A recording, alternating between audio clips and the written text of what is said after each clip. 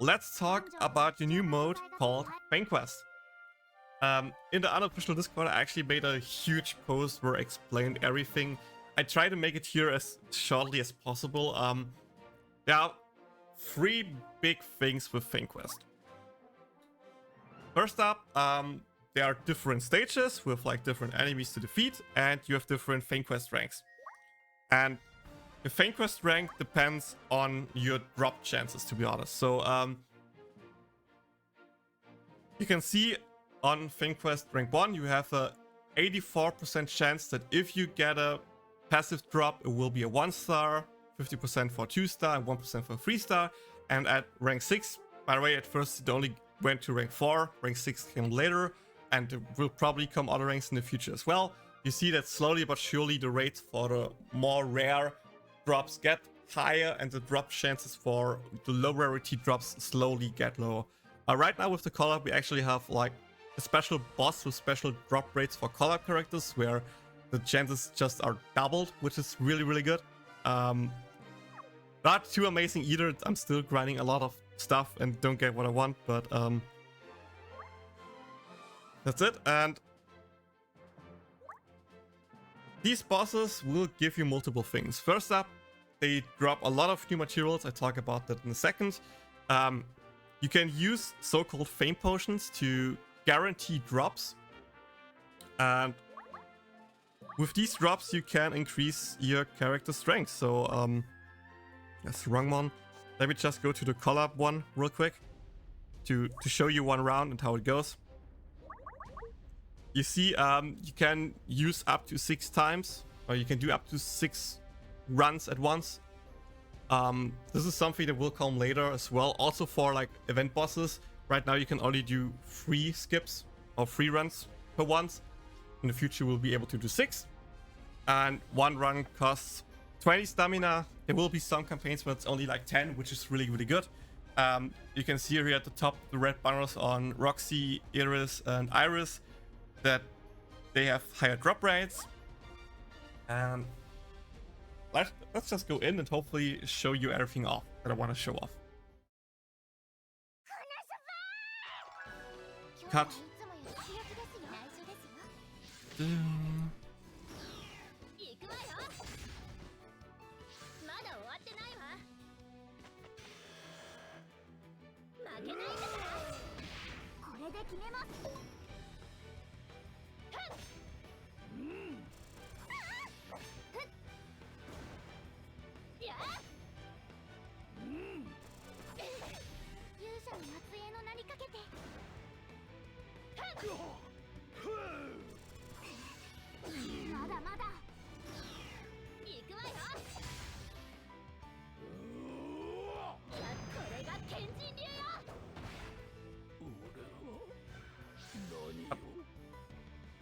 Okay, we did it. And now take a look at the characters. You saw a green text and a gold text. Green text means you got a stats drop, and here you can see you get 3 random drops, and you can choose 1 drop here. So you can either choose 20 physical attack, 20 magical attack, 20 magical defense in that regard. And on the left you can see your current character who got the drop and what he currently has equipped. Big things are the stuff on the top here. You can see I have a 40 out of 40 stats drop already. So my character is currently maxed. You can only have like, I think 25 or so drops here in one element. At the beginning, it's actually a little bit lower. I think the max was like 400 magical or physical attack. So only 20 drops in there. Now it got increased to instead of 30 to 40, and with that from 20 to 25. And the second stat drop I chose here is HP, because it's generally the second best option unless you have a hybrid unit. And in that regard, my unit is already maxed. And here is also a big thing to see.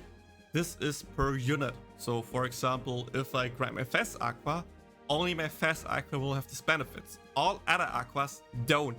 So if you want the max damage, you need to grind your main units, in that case, for example, Fes Aqua, and your sub units. So for example, Emilia, if you want the water damage bonus, or the 3-star water a damage aqua or the attack up aqua or something like that. Like every aqua you need to grind from 0 straight up again, because these stats also count for sub-units. So for a max team, you probably want to have all your main units grinded and all your sub-units grinded, and that can take a while. So if you scroll over here, this is one where we actually got a golden drop, and you can see now we have only 2 stats drop and 1 fame passive that we can choose. In that case, we get a healing one. The last stage is nothing crazy, so I just skip that. For example, my Iris got a golden drop actually, a defense one, and a target one that I also don't really want.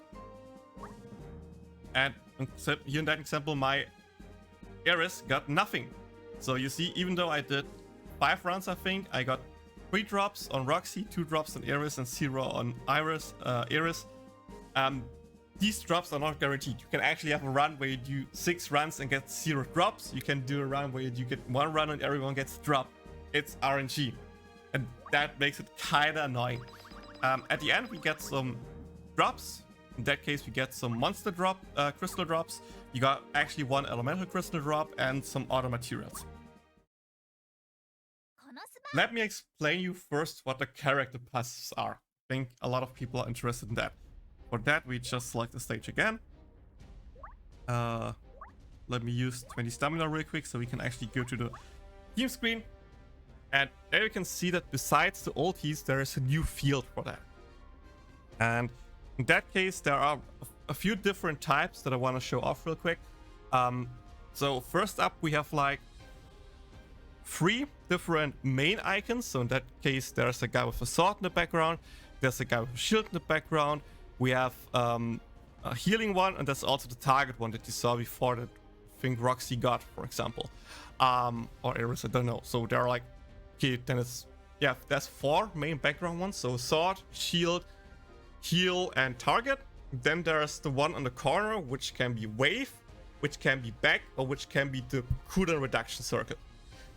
And the combination here is what makes a difference. So for example, if we select attack wave 1, when we select it, we will see that this one will give you a attack boost for 6 seconds after you enter the final wave. Meanwhile, a back one will give you the same attack bonus for 12 seconds, but only if your unit is a back unit, and it counts the moment the back unit comes in. So depending on where you want your units to die or faint, you need to equip the proper one. The last one, and probably the best one on the attack department, is the turn one. And this means that every 5th attack will deal, I think, 20% more damage, which is wild, which is really, really big. You always probably want this one, and then try to time it properly with any big skill, like ultis or any damage skill, just to increase the damage as much as possible. For the healing one, I think there's only the turn one, and it just means that every 5th turn you heal 200 HP. Defense one, you just get a defense bonus, but the target one, you get the tier 2 target buff on yourself for X duration.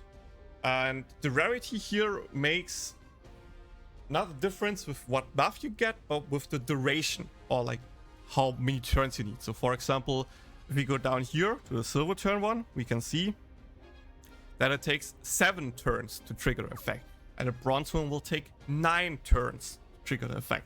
Same with like a bronze or silver wave one. Instead of giving you the bonus for it's like the 6 seconds, the silver one will give you the bonus for 4 seconds, and the bronze one only for 2 seconds. And the same with the back one and stuff like that. So the higher rarity just means you have the buff longer. The longer the buff is, the more you can use it, the more skills you can use with it, trigger and stuff like that. Which is why you probably always want a golden one with each character. Then some, but not each character, have some kind of special character golden trait. So for example, in Kazuma's case, you can see a Kazuma down here. And if you select this one, it says that this 3rd snipe, it only counts for a snipe, will be a guaranteed crit with this one. So if you use Kazuma as your main unit, front unit, and you guarantee to get 3 snipes off, you maybe want to use this one. But to be honest, this one is kind of bad, because it's just one guaranteed crit versus bonus damage in every 5th turn or something like that, it's probably not worth it. That's why I normally don't use it. One of the bigger ones are keys here. For example, Are gives herself a tier 3 attack bonus once she actually has full gauge, and this buff lasts for 6 seconds. These buffs, by the way, can be extended with Chanchimaru, not Chanchimaru, with Chimosuke, so that makes it really good. Like the tier 3 boost is a lot of damage. Union only works if she comes in from the back, but if she comes in from the back, she will give every other team member think high gauge up or medium gauge up. So just for example, if you run a team with Megumin, you use the other ultis, then you use Megumin's ulti, then you didn't come in, and every other team member has like their ulti half ready again, which is sometimes really, really good. Probably the biggest one, and one of the only ones that's actually available at the beginning. So at the beginning, only the Kazuma, Darkness, Aqua buffs are available. Is the Aqua buff. And Aqua is a random chance, so every attack can in theory trigger it, but it's not guaranteed to trigger. Will give all other team members the tier 1 boost that you, for example, get with Wave, and this buff lasts for 6 seconds. So if you get lucky with your timing, you can get the buff, you can use Chimosuke to extend it by another seconds, and just increase your other team members' damage for a pretty long time, while they also can use the golden turn one, so they get the best from both worlds kind of with that, and just do absurd damage. It's really, really good. It's one of the best ones we have, actually, and actually a reason why Fes Aqua lasts even longer than people expected, because she actually came back thanks to that buff alone, because it's so good. And same with some other Aquas. Like, triggering this buff is a pretty big damage increase. So far, other characters like Chris has already got one. For Chris, like, every crit she does will give her bonus gauge up, I think it was. Megumin's is kind of weird. Every 10 seconds, she will increase her own buff. So, like, after 0 to 9 seconds, she has no buff. After 10 seconds, she has a tier 1 buff. After 20 seconds, she has a tier 2 buff. That can go up to tier 4, I think, maybe even. But that would also mean that you need to keep your Megumin on the field for like 40 seconds out of the 60 seconds from the arena run, which is not normally worth it. And even if you are like, okay, she will be out for 10 seconds, you can just use the wave one. Like, wave one lasts for 6 seconds. It's the same damage increase as the 10-second buff here, so you just normally go with the wave. Or if your Megumin is actually long on the field, just go with the 5-turn one and hope that you can, for example, time your explosion or your ray gun with the 5-turn to get bonus damage there. That's everything about the stats and the character traits. You already saw we got boss drops, and with these boss drops we can craft new assists, and with that we got a new feature, which is assists for assists. I know this sounds weird, but it's simply, if we go here, that every assist, even the ones we got from the beginning, like for example Chimosuke down here, has a second passive buff. For example, in Chimosuke's case, it's just at max level a 4% fire damage bonus. And you can equip your main unit with your sub unit. You can't use the effect from the sub assist, but the passive effect will count. So in that regard here, I have Ares as my main unit. I have the scroll as my sub unit. This is also one of the craftable ones, and this one will give me at max level plus 3% fire bonus, and if my HP is above 70%, it's a 7% fire damage bonus. So assists just got stronger, and you probably want as many different assists to equip them depending on you want. Normally there's like one good per element that you want to focus on. The other one that you can craft here is kind of meh. I just want to show it off anyway. First, these potions and everything, we already know that they're not too special. I first go over the craftable ones, and then we go over the pullable new assists. The Grive one gives you an 8-second tier 2 speed boost, which is kind of good. As a passive effect, it gives you bonus magic attack when you're above 70% HP, or when you're above 50% HP, depending on that, it's 7 or 5%. Valia is really cool. It gives you a tier 3 attack bonus and a tier 2 speed bonus for look at this one here.